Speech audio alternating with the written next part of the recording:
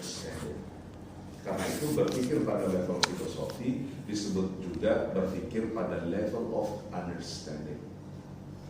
Jadi PhD Bapak Ibu harus sampai pada berpikirnya levelnya itu harus sampai pada level thinking of course, sebab dan learning in the level of understanding. Bapak Ibu, orang kalau belajar dari sekolah dasar, sekolah senior, SMA, S1, master, itu mereka belum berpikir pada level of understanding. Ilmu pengetahuan yang mereka pelajari itu memberikan kepada mereka satu bisa ini contoh berpikir tentang sebab. Cepat datang mobilnya, susun komputer. Nah, jadi pada level master orang belum berpikir pada level filosofi. Level PhD orang berpikir pada level filosofi. Kalau Bapak Ibu praktekkan sungguh-sungguh ini selama kuliah di program doktor ilmu hukum, keluarnya Bapak Ibu akan berbeda dengan orang lain, dengan orang belajar doktor dimanapun. Nah ini kan harus dicoba ya. Berpikir tentang sebab itu harus setiap hari disadari, dipraktekkan, dicoba. Setiap Bapak Ibu membicarakan, karena itu belajarnya harus mulai dengan fakta. Jangan belajarnya mulai dengan undang-undang. Jangan belajarnya mulai dengan policy. Jangan belajarnya mulai dengan teori. Belajarnya harus mulai dengan level of facts. Karena fakta itu memberitahu Bapak Ibu itu ada masalah atau tidak. Kalau Bapak Ibu melihat masalah pada level fakta, ini dikonfirmasi dengan aturan. Nah, misalnya Undang-Undang Pariwisata itu salah satu tujuannya adalah sustainability, ya kan, Bapak Ibu ya. Undang-Undang Pariwisata kalau Bapak Ibu lihat pasal berapa itu? 2. Tujuannya adalah sustainability, tujuannya. Tapi faktanya apa? Faktanya insustainable semuanya. Ininya begini ya, Bandung Selatan bebannya syarat, mau ditambah-tambah lagi, gitu kan? Itu ada apa? Itu berarti Undang-Undang Pariwisata itu tidak mampu mengendalikan the vision of government, the vision of people about sustainability. Artinya apa? Undang-Undang Pariwisata ini di Bandung Selatan belum berfungsi.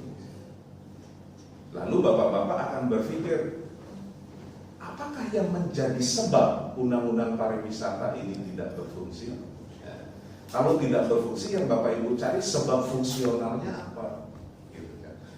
Untuk memahami sebab fungsional, Bapak Ibu tidak bisa duduk juga pakai kemenyan, terus tiup-tiup gitu, terus ngerti, nggak bisa. Harus pinjam teorinya, harus kopon, ya.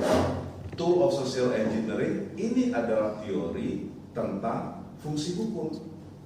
Nah, teori ini akan memberitahu problem fungsi itu terjadi karena apa. Oh, sebab-sebab problem fungsi ini. Akibatnya formulasi undang-undangnya begini, setelah diformulasikan undang-undangnya tidak jalan. Faktanya begini. Nah, Bapak Ibu ambil faktanya, nulis proposal disertasi, faktanya ditaruh di bagian awal uraian latar belakang masalah.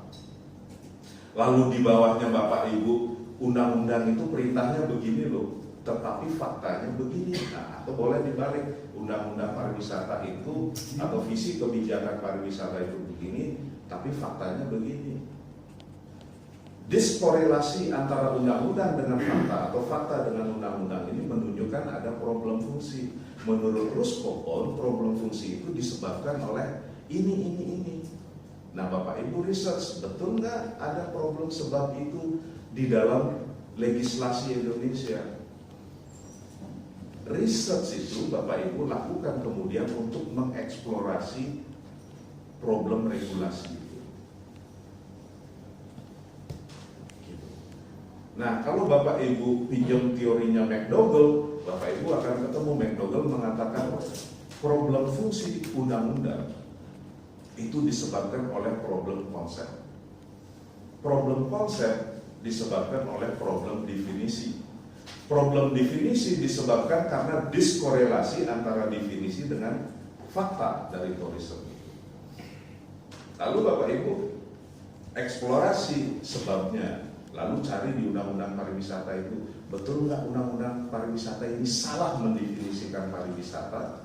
Karena salah mendefinisikan pariwisata itu mengakibatkan salah konsep pariwisata, salah konsep pariwisata mengakibatkan salah konsep pengaturan, salah konsep pengaturan mengakibatkan salah materi pengaturan, salah materi pengaturan mengakibatkan tujuan pengaturan tidak tercapai. Itu mau diriset bagian mananya? Selesai disertasi Bapak Ibu, lalu keluarnya doktor, mindsetnya sudah berpikir gitu Pak ya. Saya ngopi dulu ya. Jadi begitu Bapak Ibu, mindset di level dokter itu adalah mindset berpikir tentang sebab. Ini boleh Bapak Ibu praktekkan begitu selesai. Kalau lihat orang aneh perilakunya selalu tanya sebabnya apa, gitu. Ya. Problemnya itu. Nah, kalau ada masalah regulasi tidak jalan, sebab regulasinya apa? Kalau ada jalan macet, jangan-jangan ada sebab regulasi, karena Bapak Ibu program dokter ilmu hukum. Selalu kita berpikir jangan-jangan ada sebab regulasi. Ya. Kalau menurut Ruskopot, kalau kita pinjam teorinya Ruskopot, sebab regulasi itu ada di sebab fungsi regulasi, sebab-sebab fungsi regulasi. Kalau menurut McDougall, sebab problem regulasi itu ada di problem konsep.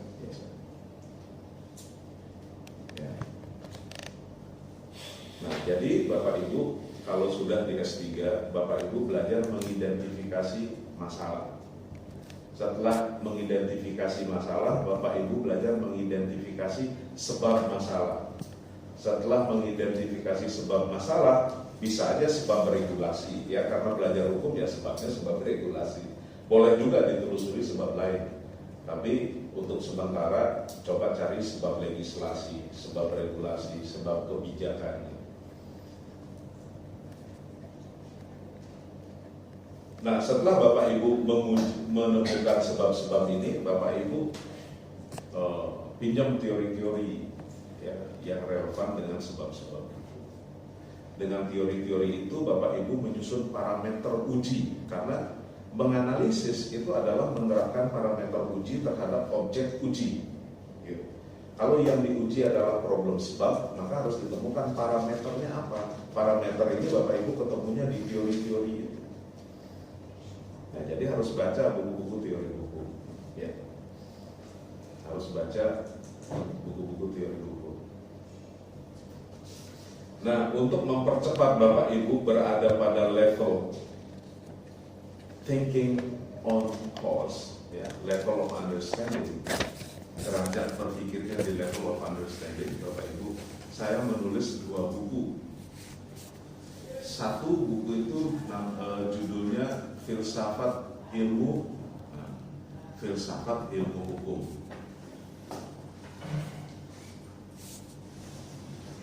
Jadi kita harus mengerti ilmu hukum itu apa sebetulnya. Ya.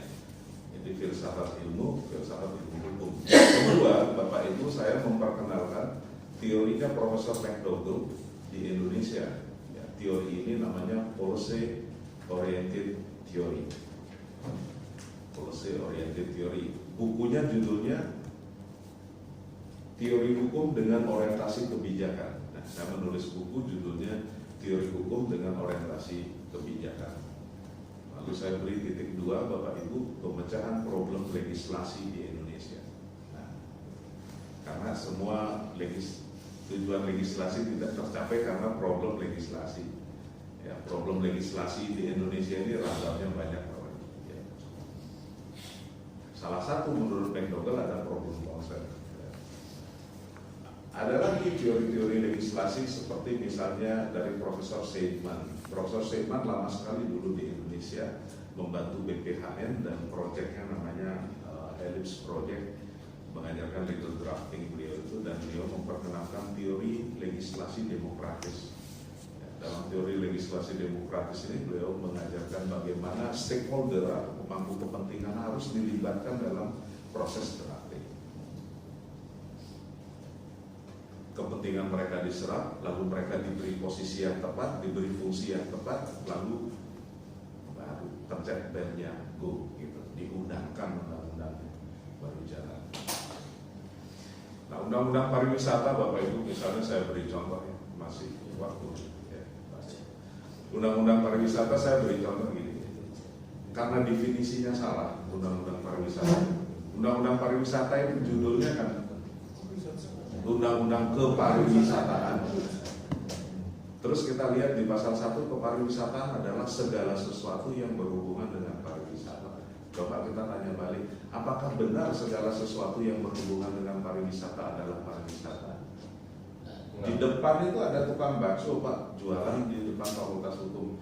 Kalau terus ada bule lewat makan di situ, kalau ditanya betul nggak tukang bakso itu berhubungan dengan pariwisata? Iya jawabannya. Tapi apa betul tukang bakso itu pariwisata? Enggak jawabannya. Itu namanya contradictio indeterminis. Jadi suatu definisi yang di dalamnya mengandung kontradiksi sendiri, yang membuat definisi itu menjadi bukan definisi, tapi menjadi masalah definisi gitu. Nah, kalau sudah kepariwisataan segala sesuatu yang berhubungan dengan pariwisata, maka akhirnya Bapak Ibu, undang-undang pariwisata itu mengatur segala makhluk ciptaan Tuhan. Jadi segala hal diatur di dalam undang-undang itu. Padahal masyarakat internasional itu mendefinisikan tourism sebagai trade in services. Tourism is a services. Ya, suatu bentuk perdagangan jasa. Sebagai suatu bentuk perdagangan jasa, maka tourism itu punya sistem, namanya sistem perdagangan jasa pariwisata. Sebagai suatu sistem, pariwisata itu terdiri dari sistem internal dan sistem eksternal. Sistem internal pariwisata itu apa? Jadi ada services supplier, ya, ada consumer, kemudian ada services sebagai objeknya, ada transaksi.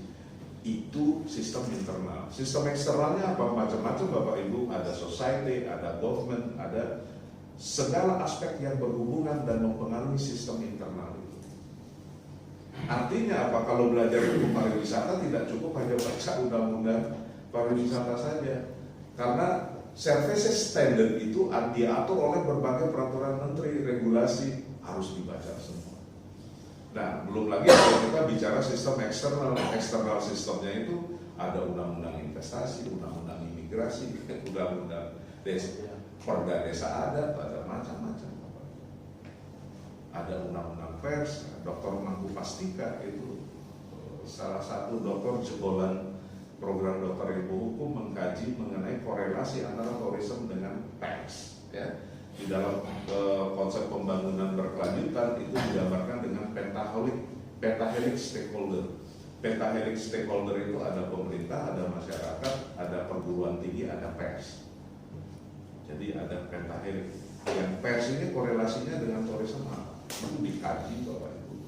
Karena cara pemberitaan pers itu juga kadang-kadang ya memberitakan Gunung Agung meletus di 75 km dari kota Denpasar itu seperti terjadi di kota Denpasar. Jadi jarak does not mention in the news. Nah, jadi lalu Pak Dr. Pastika ada problem di dalam undang-undang pers ini. Ya, pers dalam korelasi dengan tourism harus memenuhi syarat-syarat apa? Harus ada syarat kompetensi. Itu proposal beliau. Nah, kalau itu diperbaiki, pemberitaan tourism diperbaiki, mungkin tourism akan terselamatkan dari dampak buruk cara pemberitaan yang tidak proporsional. Ya, kira-kira begitu Bapak Ibu. Jadi saya udah jelasin itu ya, dengan cara saya. Jadi, nanti Bapak Ibu, saya menawarkan diri ya selama Bapak Ibu ada di sini, selagi saya ada waktu gitu seliburan di mana, don't be hesitate to approach. Jadi mungkin saya belum hafal Bapak Ibu teman-teman sekalian, tapi kalau ketemu di approach saja. Terus kalau ngobrol, directly ngobrol disertasi. Mulai sekarang sudah tentukan saya mau menulis apa, karena Bapak Ibu kelulusan ditentukan dengan disertasi. Ya. Dan menulis disertasi adalah teknik, ya, ada cara. Jadi jangan berandai-andai, penuhilah cara. Ibu sudah punya rancangan judul disertasi apa? Bagaimana sistem pemerintahan adat di Papua yang kontradiksi dengan undang-undang desa, di mana undang-undang desa itu mengamanatkan bahwa pembentukan kampung adat melalui suatu proses pengangkatan. Sedangkan kalau di Papua itu kampung adat itu dia akan berdiri karena proses warisan atau turun temurun. Apa itu masalah? Itu akan bertentangan kalau memang seandainya memang belum ada aturan yang mengatur tentang kampung adat secara pasti seperti di Bali tentang desa Pekraman, tapi di Papua belum ada landasan konstitusional. Jadi problemnya apa itu namanya? Masalahnya di regulasinya belum ada pengakuan.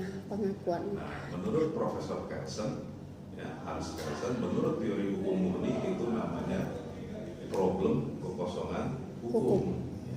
Itu jadi harus diisi. Kalau tidak, nanti kita nggak tahu desa adat ini boleh berjalan bagaimana, undang-undangnya bagaimana. Itu contoh disertasi. Itu contoh judul karya tulis pada level disertasi. Itu Bapak Ibu nggak susah kan? Ibu bisa selesai 2 minggu sebetulnya dokter. Serius, kita ini di Indonesia Bapak Ibu terlalu banyak seremonial. Ya, pekerjaan yang harusnya selesai sebulan diselesaikan 5 tahun, pekerjaan yang harusnya selesai 5 tahun diselesaikan sebulan. Jadi kacau balau ya. Jadi ya, kalau sudah disertasi itu adalah judul Bapak Ibu, sudah pada level disertasi atau belum? Kalau sudah pada level disertasi, tinggal proses merancang, menulis. Dan itu kalau dikebut Bapak Ibu, rancangan proposal paling lama 2 minggu selesai. Jadi sebetulnya program dokter itu 2 tahun, completion itu sangat mungkin. 6 bulan itu Bapak Ibu full gunakan untuk research. Kalau rancangan disertasinya selesai, rumusan masalahnya jelas, Bapak Ibu tahu jawaban apa yang diperlukan, apa yang harus, data apa diperlukan, bahan apa diperlukan, kumpulin bahan, tinggal dihubungkan dengan jawaban masalahnya, disertasinya selesai. Ya, metodologi research di program doktor ilmu hukum di Udayana, Bapak Ibu harus disadari itu masih klasik. Ya, kebanyakan menggunakan metodologi researchnya Profesor Kelsen. Nah, saya menawarkan beberapa model metodologi research. Yang saya tawarkan itu metodologi researchnya Profesor McDougall, yang policy oriented research. Nah, itu yang saya tadi itu ya, faktanya, masalahnya apa, ada problem apa. Nah, itu cara berpikirnya Profesor McDougall. Dan kebanyakan disertasi yang saya bimbing di Indonesia maupun di luar Indonesia, kalau pakai approach-nya Profesor McDougall, karena impact-nya jelas, hasilnya jelas, itu biasanya lulusnya cum laude. Ya, Dr. Mangku Pastika itu sayang aja karena waktu durasi beliau jadi gubernur, jadi setelah jadi gubernur baru selesai. Kalau tidak, indeks prestasi juga 3,9. Dan itu kalau durasinya pendek, disertasinya 4 nilainya, maka ya, jadi Bapak Ibu kelulusan itu berapa orang di kelas ini? 17. Ya, saya bermimpi 17 orang yang lulus cum laude. Ya Bapak Ibu, nggak susah. Jadi syarat orang sampai di puncak gunung itu jalan aja setapak demi setapak. Jangan bercerita tentang berjalan atau ngobrol tentang berjalan. Jadi harus step by step moving. And you will be there certainly the certain time that you expected. Pasti ada di puncak gunung pada saatnya. Artinya harus jalan terus. Nah, terus kalau Bapak Ibu sibuk, gimana caranya bikin disertasi? Teknik, ya harus punya tukang research. Nah, harus cari tukang riset, bantuin, kalau jangan coba-coba Bapak Ibu. ngurus dua urusan itu agak susah. Cari tukang research. Jadi Bapak Ibu yang desain researchnya seperti apa, minta tolong kan researcher. Itu sebabnya ada pekerjaan yang namanya researcher. Jadi orang itu bisa di-hire untuk melakukan research. Tapi desainnya semua dari Bapak Ibu, penilaiannya semua dari Bapak Ibu. Gitu. Kalau enggak nanti lama bertahun-tahun. Baik Bapak Ibu, saya kira demikian saja matrikulasi ini. Mudah-mudahan